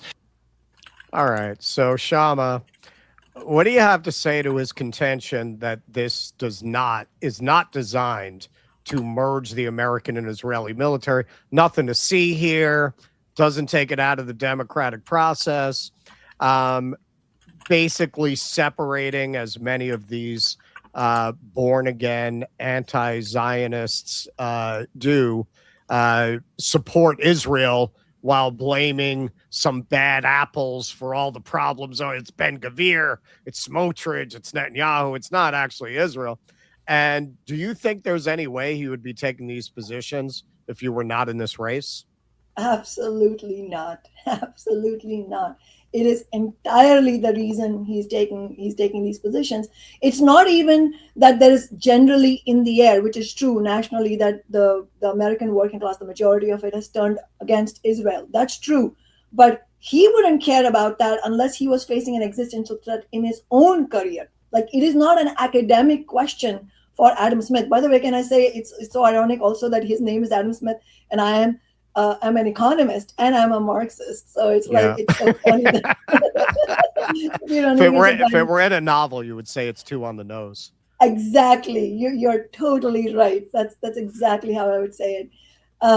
So yeah, I mean, this is absolutely posturing. And you saw from the vote of the NDAA earlier this afternoon, it really is proof that the Democratic Party, like the Republican Party, represents the war profiteering billionaire class. As I've said, they're both the two most powerful parties of global capitalism. And as such, they are adept at playing the rotating villain game, or really, it should be rotating good guy game, in the sense that Adam Smith needs to win his re-election and he's facing a serious threat from our campaign. So he needs to try to launder his reputation by voting no on this one thing or voting yes on that other amendment, the $3.3 billion, right, the Massey amendment. Yes, right. Exactly. But look at the political theater here, Russell, because they knew that amendment wouldn't pass. They knew the NDAA was going to pass. And so they all act like they're just incidentally voting yes or no, but it's entirely orchestrated. And for the Zionist lobby, it is important for them that Adam Smith gets reelected. It's less important for them, as long as the NDAA passes, and for the war profiteers, as long as the NDAA passes, which is what they care about, they can sacrifice one vote here and one vote there, as long as they have enough votes to pass it, if that helps them launder the reputations of those specific politicians whose careers are under threat. That is what's going on here. And that is actually, that's very important that you brought this up, because it shows you the power of this type of fighting politics, because just our campaign being in the primary election is so threatening to them. Imagine what it would do if we were to get into the November election, and on top of that, if we were able to win. And I say that with due caution, in the sense that it's an uphill task. And right now, just our first challenge is even getting to the general election, and only the top two vote getters can go into the November election. But my point is that this is evidence. The fact that he voted no on the bill that he sponsored, that all right, hang on, Kshama. It gets better. It gets better, because then she asks him about whether he would still vote for the NDAA with the provision in it. So this is just a short clip. What I wanted to know is if you would use that position when it comes to conference, which is when and this is for our audience, I know obviously you know this, when the Senate version is merged with the House version and any difference are reconciled. I will advocate for the removal of that provision. And if it's not removed, will you refuse to sign off on the conference report? I don't know that I would go that far. It depends on what else is in the bill. I mean, look, the bill itself has the massive problem that it's continuing to fund the war in Iran, which is an utter disaster. So I am probably not going to vote, almost certainly not going to vote for the bill as it comes off the House floor now, just in and of itself, regardless of that particular section. Just because of that one section, I don't know that I would vote against the entire bill. Okay. So yeah, I'll vote against it before I vote for it. Isn't that what he's doing? Yes, I mean, exactly. The thing is, I think what's possible, I mean, in the show, he said, well, I'll still vote for the NDAA even with that provision in it. And by the way, just let's remind people again, that's his own bill.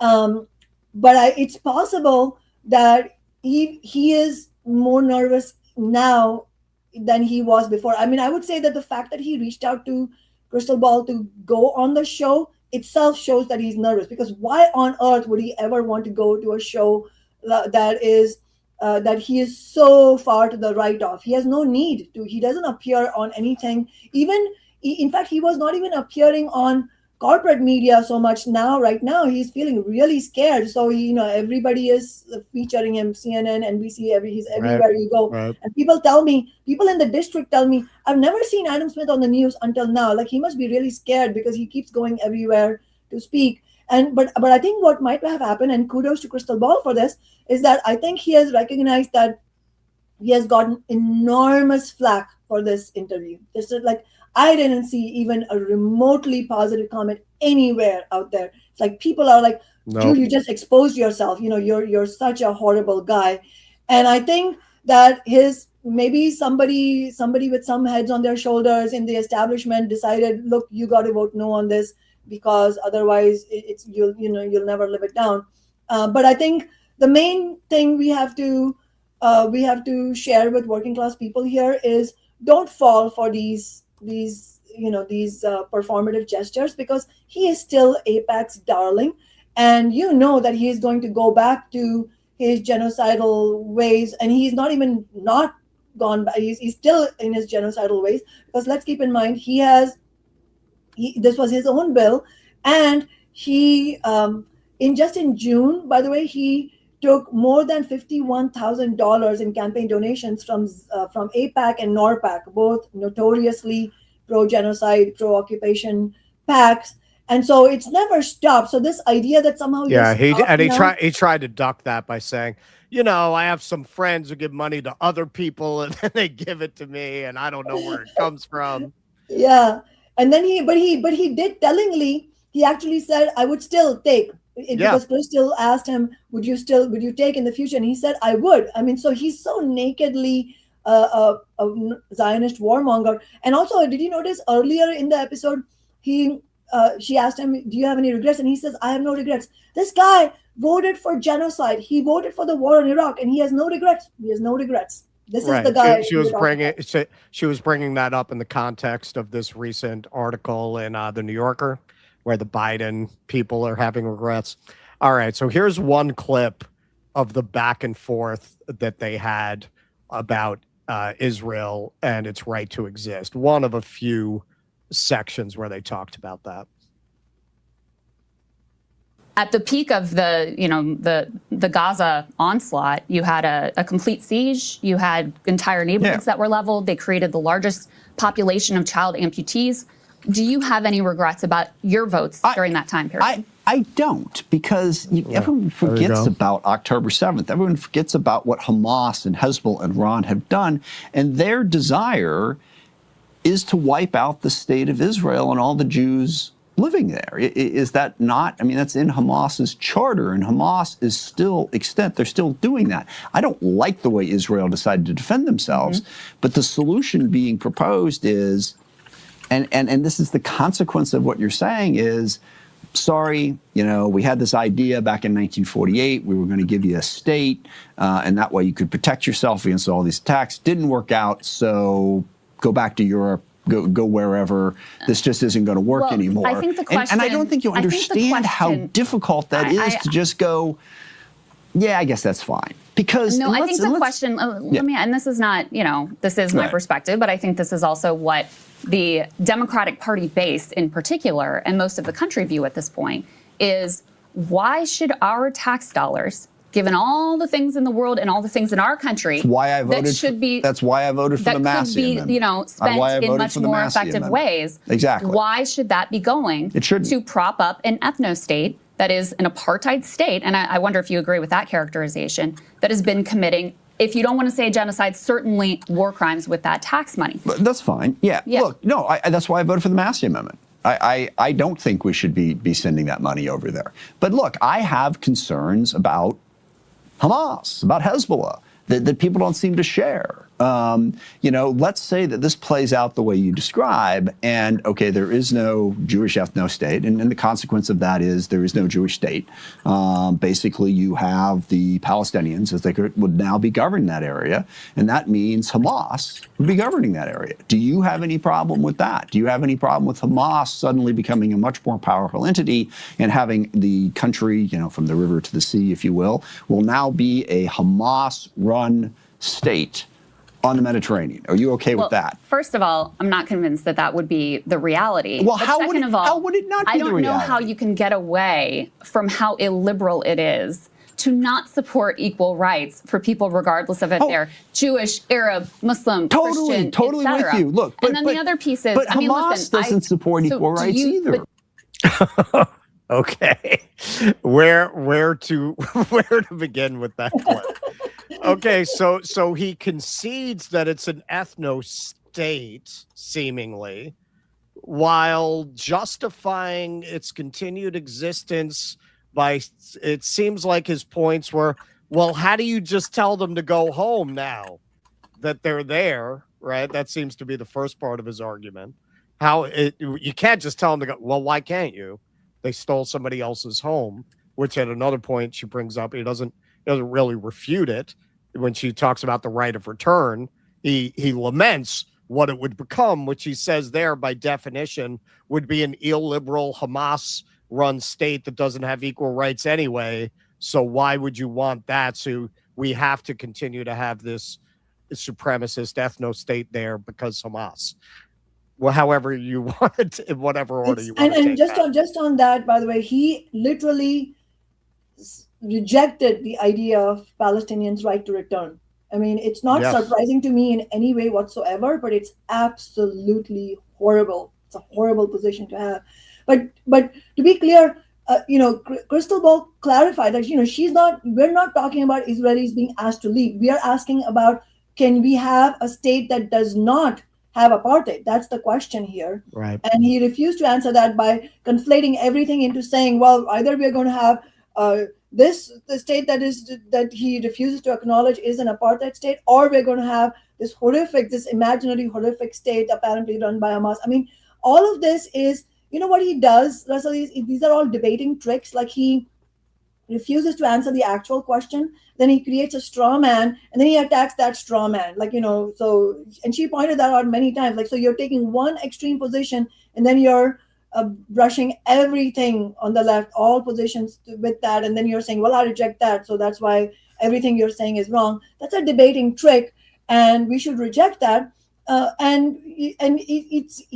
What he said is actually he exposed himself as what he is, which is a pro-capitalist, pro-billionaire, pro-war profiteer Zionist, because all of this is connected with each other. I mean, the formation of the Israeli state itself was a project of American and British capitalism, and the role it plays is like a garrison state, which is keeping working class rebellion in check in that region, and the deep oppression of the Palestinian people, the brutality that they have faced, including this genocide, but not only the genocide, the ongoing brutal settlements, the forcible taking away of the land, the bulldozing of the homes, just the absolute just carnage and brutality and inhumanity of it. All of this is necessary for the capitalist state. That is what they're doing in order to protect their interests in a geopolitically extremely crucial region. And so we have to be clear, very clear, that this apartheid state absolutely does not have the right to exist and needs to be smashed. The state as it exists today, which is an apartheid state, which is doing the bidding of the capitalist interests and carrying out utterly brutal occupation of the Palestinian people, that state needs to be smashed. The Israeli ruling class needs to be overthrown, and we need a revolution for all of this. And absolutely the Palestinian right to return has to be guaranteed, in that there shouldn't be any questions raised about that. And so this, in my view, is a reasonable position. It's a humane position. It's a reasonable position. And most people who may not be tuned into every detail of the politics of the region, if you present it in this way, don't you think that we should eliminate apartheid? Don't you think we should eliminate ethnic cleansing? Don't you think, if I tell you these settlements are brutal, don't you think that's horrible? Like, how would you accept somebody taking away your home and your land at gunpoint, which is literally what's happening? And Jasper Nathaniel, the journalist, has shown so much footage recently, which is incredible. It's it's gut-wrenching to watch, but people need to watch it to understand the reality of what it means to be Palestinian in that region. And so this position of ours is the reasonable and humane and the only possible position that's acceptable. But if you listen to people like Adam Smith speak, he portrays us, those of us who are fighting for that vision, as extremists. He has called us left-wing fascists, and he demands that we be arrested, we meaning anti-war activists. And he speaks in such reasonable, even tones, like, oh, well, this is just reasonable, like, oh, well, what about what Hamas did on October 7th? And as Jeremy Scahill pointed out to Ro Khanna, well, you cannot talk about October 7th unless you talk about October 6th and October 5th and all the time before that, all the way going back to the formation of the State of Israel and the first Nakba in 1948. You cannot talk about any of those dates unless you talk about, as I said, literally the formation of the State of Israel. And so the keeping the State of Israel as it is, an ethnic cleansing apartheid state, is very much wrapped up in the project of global capitalism itself. And that's why we will need militant movements both in the region. In fact, it will need to include the Egyptian working class moving into struggle as well. And we will need militant movements in the US, of course, because that state exists at the behest of capitalism, and specifically US capitalism and the war profiteers. Because if you follow the money, who's profiting from everything that's happening in the region? It's all of the same billionaires and multimillionaires who have shares in BlackRock and Vanguard and so on, which are the funds on Wall Street that own all the other companies as well, all the way from Lockheed Martin to Rolls-Royce, all of the companies that are involved in this genocide. And so that's why we will need massive working class movements. We will need strike actions. And I would say that is why our campaign is so crucial for those of us who are fighting for Palestinian liberation. It's not the be all and end all, but truthfully, Russell, if we can win this election, it would be the election of the first ever revolutionary socialist in the US Congress. It will be a political earthquake because of the way we are insisting on using our elected office. It will be will provide a little bit of the parting of the waters in order to build movement, because right now the anti-war movement, the labor movement, all of it is in a log jam because of a whole host of gatekeepers, including the business unionist leaders. I mean, just to give you one example, all these unions, they've passed resolutions against the genocide because the rank and file is demanding it. But then what are those union leaders doing? They are endorsing Adam Smith, the leadership of the Washington State Labor Council, the Washington Education Association, the IFPTE, which is the parent union of the Boeing engineers, and the state, the largest public sector union in the state, Washington Federation of State Employees. The leaders of all these unions have endorsed Adam Smith. You know who just donated to Adam Smith? Faye Gunther, the president of UFCW 3000. This is the largest union in our state, 50,000 members. They have grocery workers, home care workers, and so on. So many of the grocery workers make so little, they live in their cars. And this person is donating to Adam Smith. This is the state of affairs of left leadership. That is why the campaign like ours is so crucial. All right, so Kshama, quickly, because I know you got to go. I don't want Katie yelling at me.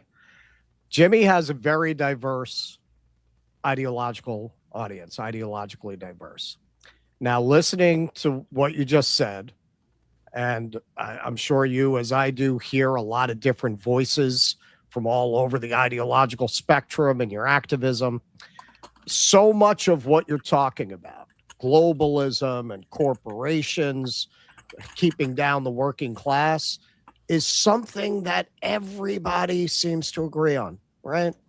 What would your pitch be to voters who consider themselves conservative, maybe Republican, maybe MAGA? Why should they vote for you over Adam Smith or the Republican? I don't care whom you voted for. I don't care if we disagree on other things.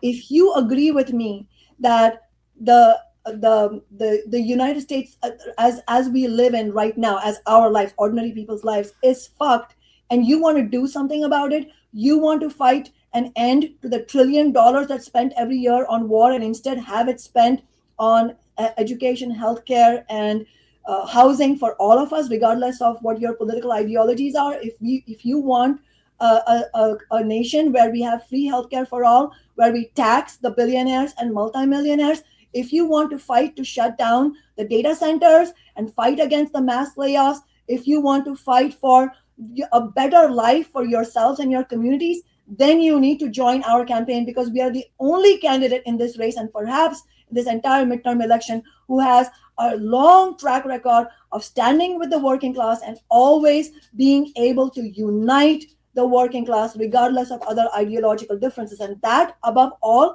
is going to be crucial if we are going to change anything in this nation. And that's why we say Kshama is ride or die. All right, Kshama, how can people support you? Where can they find you? Please go to kshamasawant.org, my first name, last name.org, and please donate, please volunteer. Even if you're not in the Seattle area, in this district, Congressional District 9, you can phone bank for us. Look, between now and August 4th, we have to get out the vote. That is the mantra, get out the vote. We need to be one of the top 2 vote getters. Let's be sober. This is a hard task because we have the entire establishment against us. The corporate media has invisibilized us. So we need a campaign on the ground. So you can help us if you can phone bank. That's one less phone banking shift that somebody in Seattle has to do so that they can go out door knocking or tabling inside in the district. And if you're in the district, you've got no excuse. You've got to sign up for a canvassing shift, because that is how we win campaigns, when you get involved. All right, Kshama, thank you very much. Best of luck. Rooting for you. Looking forward to your appearance on Monday. I will be watching. Thank you, Kshama. Thanks. Take care, Russell. Bye-bye. Take care. All right. Thank you very much to Kshama Sawant. And hopefully she will finish in the top 2 in that jungle primary and face off against that ghoul that you just saw a little bit of there. Okay, we are going to go and rumble. We're going to the rumble side of town. We will be reading the super chats over there right at the top.